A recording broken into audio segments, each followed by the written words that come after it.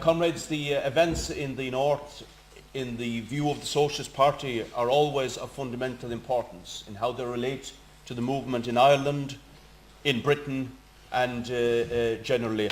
And for that, Peter Hadden, member of the National Executive Committee of the Socialist Party, will now outline our view on the most recent developments and their implications.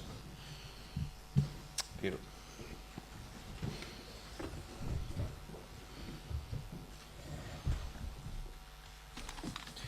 Well, comrades, we've included this session, or this part of this session, because of the recent developments that have taken place through the so-called St Andrews Agreement.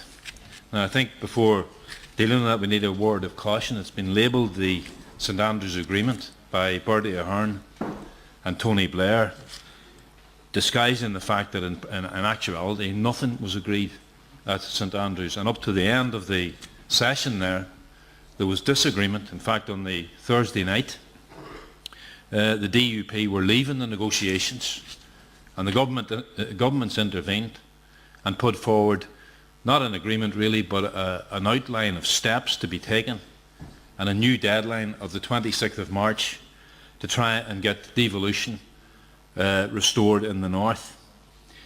Now, we have to be sober about the prospects for this. It is true that both the leadership of Sinn Féin and the leadership of the DUP, who are the only parties who matter in terms of the negotiations, are in favour now of a deal and are prepared to sit down in an assembly for different reasons. In relation to Sinn Féin, it is obviously about developing their base and their influence in the North and establishing themselves even more as the predominant party of nationalists. But I think overriding that is their concern about the South. That's probably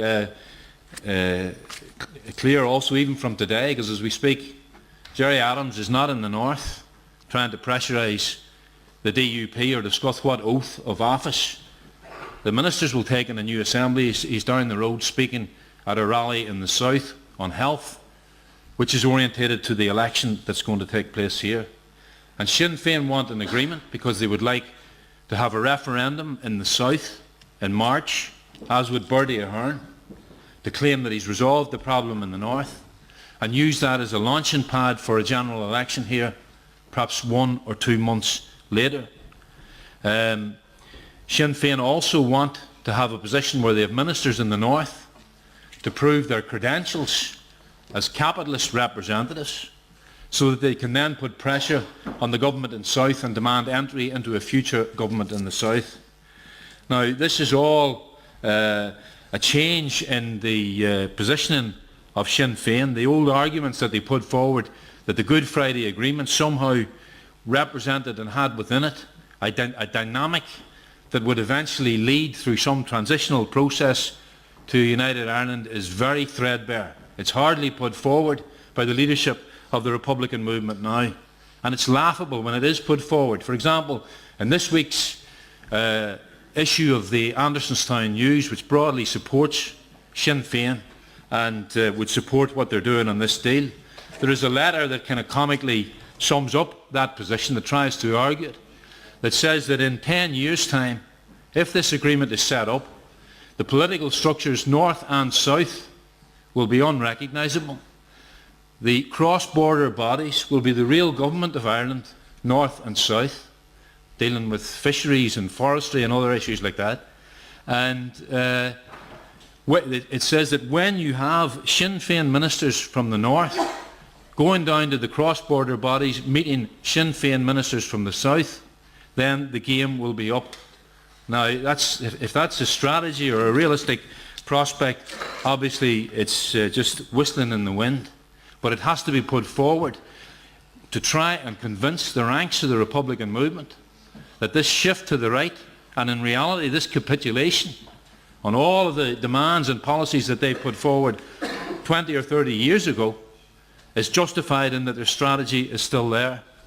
From Paisley and the DUP's point of view, they would be prepared now to enter a government, because basically all the demands that they've put forward have been met by Sinn Féin on decommissioning, now will be met on policing, and concessions on some of the economic issues that they put to the forefront met by the government as well. And it's quite clear that Paisley has been preparing his own constituency for a shift in policy on the question, because he would then enter as First Minister. The comrades will have seen that he met just before the St Andrews talks with Archbishop Brady, the local head of the Catholic Church. And that might seem so what to most people, but this is the same Paisley who, when he went into the European Parliament and the Pope addressed the Parliament, screamed at him from the back benches, holding up a sign saying he was the Antichrist, and then walked out.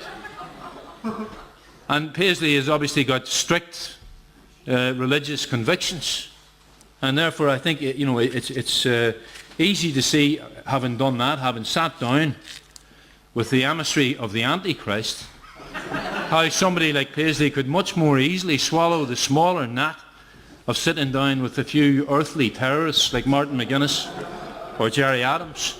And I think he is preparing the constituency for that shift. We don't have time to discuss here whether they will actually do a deal. It is not automatic. There's plenty of pitfalls, particularly on the question of policing. Sinn Féin, I think, will carry that in Catholic working class areas, but the people who have conducted a struggle through the Republican movement over the last 30 years will not lightly swallow that. People in Catholic areas want policing, but they do not accept that the PSNI is a genuine police force, and will not lightly accept it just because the Sinn Féin leadership say that or have some control over them. And it may not end at that, because you're going to see in the next few months, when they negotiate with the DUP, that this question of shifting goalposts will continue. If they give a commitment to support the police, the next thing the DUP will say, we want a commitment not only in words, we want it in deeds. And they will insist that the Republican leadership, in effect, act as informers by calling on the people in the Catholic community to show that they support the police, by giving evidence of people in the Continuity IRA and other Republican groups who are carrying out punishment beatings, fire bombings, and that they go to court and give evidence in court as well. Something that would have carried a death sentence not so long ago if people in the IRA had provided that type of information. But we haven't time to deal here with the question of whether it will be established. It's kind of a secondary issue that we have to go into. From the point of view of this discussion on the need for a new Workers' Party, the key issue for us is, will this work if it is set up? I mean, they had a debate, obviously, on the name of the agreement. It's the St Andrews Agreement. You can either call an agreement against the after the place it was agreed, or else the date. And the Good Friday Agreement is sometimes called the Good Friday Agreement after the date, or the Belfast Agreement. Depends on your political viewpoint. But the government's jumped in very quick and called this the St Andrews Agreement, because it was signed on Friday the 13th of this month. The Friday the 13th agreement might in the end turn out to be a more accurate description of what they're coming up with. Now, the question of whether it will work, we have to pose, I think, in two ways. There's been a campaign in recent months by the trade union leaders of big unions like NIPSA, and particularly of Unison, around the idea from Unison that the slogan they've used is the politicians should do their duty. They actually lobbied the Assembly when it was set up in shadow form in June, saying, do your duty, reach a deal and get into power. As far as we're concerned, to raise that, it's not just a waste of time, it's actually counterproductive, because it shows an illusion that these politicians can deliver either on the question of peace or on the question of the day-to-day living conditions of working class people, and on neither are they capable of delivering.